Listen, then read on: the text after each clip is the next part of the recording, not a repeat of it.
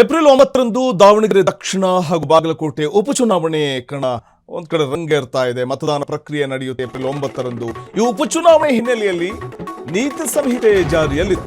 ಉಪಚುನಾವಣೆ ಹಿನ್ನೆಲೆಯಲ್ಲಿ ನೀತಿ ಸಂಹಿತೆ ಜಾರಿಯಲ್ಲಿದೆ.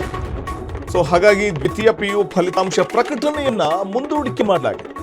ಚುನಾವಣಾ ನೀತಿ ಸಂಹಿತೆ ಅಡ್ಡಿಯಾಗಿರುವ ಹಿನ್ನೆಲೆಯಲ್ಲಿ ಫಲಿತಾಂಶವನ್ನು ಪ್ರಕಟಿಸಲು ಅಸಾಧ್ಯ. ಶಿಕ್ಷಣ ಸಚಿವರ ಉಪಸ್ಥಿತಿಯಲ್ಲಿ ಫಲಿತಾಂಶ ಪ್ರಕಟಿಸಲು ಅನುಮತಿ ಸಿಕ್ಕಿಲ್ಲ. ಚುನಾವಣಾ ಆಯೋಗಕ್ಕೆ ಪತ್ರವನ್ನ ಬರೆದಿರುವಂತದ್ದು ಕೆಎಸ್ಇಎಬಿ. ಸಚಿವರು ಅಧಿಕೃತ ಫಲಿತಾಂಶ ಪ್ರಕಟಿಸಲು ಚುನಾವಣಾ ಆಯೋಗದ ಅನುಮತಿ ಕಡ್ಡಾಯವಾಗಿರುತ್ತೆ. ಚುನಾವಣಾ ಆಯೋಗದ ಅನುಮತಿಗೆ ಶಿಕ್ಷಣ ಮಂಡಳಿ ಕಾಯ್ತಾ ಇದೆ. ಫಲಿತಾಂಶ ಪ್ರಕಟಿಸಲು ಸಕಲ ರೀತಿಯ ಸಿದ್ಧತೆಯನ್ನ ಮಾಡಿಕೊಂಡಿದೆ ಶಿಕ್ಷಣ ಇಲಾಖೆ. ಆದರೆ ಬೈ ಎಲೆಕ್ಷನ್ ಕಾರಣಕ್ಕೆ ನೀತಿ ಸಂಹಿತೆ ಅಡ್ಡಿಯಾಗುತ್ತೆ ಅನ್ನುವಂಥದ್ದೇ ದ್ವಿತೀಯ ಪಿಯು ಫಲಿತಾಂಶ ಮುಂದೂಡಿಕೆಗೆ ಕಾರಣವಾಗಿರುವಂಥದ್ದು.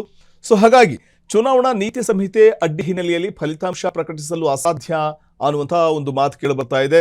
ಶಿಕ್ಷಣ ಸಚಿವರ ಉಪಸ್ಥಿತಿಯಲ್ಲೂ ಫಲಿತಾಂಶ ಪ್ರಕಟಿಸಲು ಅನುಮತಿ ಸಿಕ್ಕಿಲ್ಲ. ಕರ್ನಾಟಕ ದ್ವಿತೀಯ ಪಿಯು ಫಲಿತಾಂಶ ವಿಳಂಬವಾಗ್ತಾ ಇರುವಂಥದ್ದು.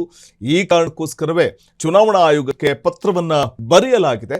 ಕೆಎಸ್ಇಎಬಿ ಮತ್ತು ಈ ಸಂದರ್ಭದಲ್ಲಿ ಸಚಿವರು ಅಧಿಕೃತ ಫಲಿತಾಂಶ ಪ್ರಕಟಿಸುವುದಕ್ಕೆ ಚುನಾವಣಾ ಆಯೋಗದ ಅನುಮತಿ ಕಡ್ಡಾಯ ಅನ್ನುವಂತಹ ಕಾರಣಕ್ಕೆ ಪತ್ರವನ್ನು ಕೂಡ ಬರೆಯುವಂತಹ ಒಂದು ನಿಟ್ಟಿನಲ್ಲಿ ಮುಂದಾಗಿದ್ದು, ಚುನಾವಣಾ ಆಯೋಗದ ಅನುಮತಿಗೋಸ್ಕರ ಶಿಕ್ಷಣ ಇಲಾಖೆ ಕಾಯ್ತಾ ಇದೆ. ಫಲಿತಾಂಶ ಪ್ರಕಟಿಸುವುದಕ್ಕೆ ಸಕಲ ರೀತಿಯ ಸಿದ್ಧತೆಯನ್ನ ಮಾಡಿಕೊಂಡಿದೆ ಈಗಾಗಲೇ ಇಲಾಖೆ.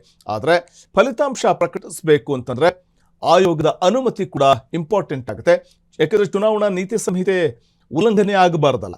ಚುನಾವಣಾ ನೀತಿ ಸಂಹಿತೆ ಈಗ ಸದ್ಯ ದ್ವಿತೀಯ ಪಿಯು ಫಲಿತಾಂಶ ಪ್ರಕಟ ಮಾಡಲಿಕ್ಕೆ ಅಡ್ಡಿಯಾಗಿರುವಂಥದ್ದು. ಹಾಗಾಗಿ ಮೊದಲು ಫಲಿತಾಂಶ ಪ್ರಕಟ ಆಗಬೇಕು ಅಂತಂದ್ರೆ ಆಯೋಗದ ಅನುಮತಿ ಕೂಡ ಕಡ್ಡಾಯ. ಹಾಗಾಗಿ ಸಿದ್ಧತೆಯನ್ನು ಮಾಡಿಕೊಂಡಿರುವಂತಹ ಇಲಾಖೆ ಈಗಾಗಲೇ ಕಾಯ್ತಾ ಇದೆ ಅನುಮತಿಗೋಸ್ಕರ. ಕ್ಷಣ ಕ್ಷಣದ ಸುದ್ದಿಗಳಿಗಾಗಿ ಫ್ರೀಡಂ ಟಿವಿ ಸಬ್ಸ್ಕ್ರೈಬ್ ಮಾಡಿ, ಲೈಕ್ ಮಾಡಿ ಹಾಗೂ ಫಾಲೋ ಮಾಡಿ. ಹೊಸ ಸುದ್ದಿಗಳ ನೋಟಿಫಿಕೇಶನ್ಗಾಗಿ ಬೆಲ್ ಐಕಾನ್ ಮೇಲೆ ಕ್ಲಿಕ್ ಮಾಡಿ.